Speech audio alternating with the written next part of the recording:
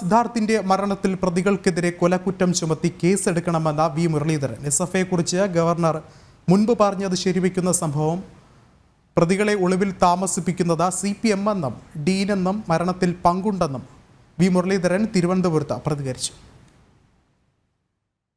ബഹുമാന്യനായിട്ടുള്ള governor കുറച്ചു കാലം മുമ്പ് SFഐക്കാരെ ക്രിമിനലുകൾ എന്ന് വിളിച്ചപ്പോൾ മുഖ്യമന്ത്രി ഉൾപ്പെടെയുള്ള ആളുകൾ അതിനെതിരായിട്ട് വലിയ രോഷം പ്രകടിപ്പിച്ചിരുന്നു. ബഹുമാന്യനായിട്ടുള്ള ഗവർണർ വിളിച്ചത് വളരെ കൃത്യമായിട്ടുള്ള വളരെ ശരിയായിട്ടുള്ള കാര്യമാണ് എന്ന് കേരളത്തിന് ബോധ്യപ്പെട്ട സംഭവമാണ് ഇപ്പോൾ പൂക്കോട് കോളേജിൽ നടന്നത് പുറത്തു വന്നിട്ടുള്ളത്. കേരളത്തിലെ ജനങ്ങൾ നേരിടുന്ന ഏറ്റവും ഗുരുതരമായിട്ടുള്ള പ്രശ്നം മുഖ്യമന്ത്രിയുടെ ഇസ്തിരിയിട്ട വസ്ത്രത്തിൽ മരപ്പെട്ടി മൂത്രമൊഴിച്ചതല്ല.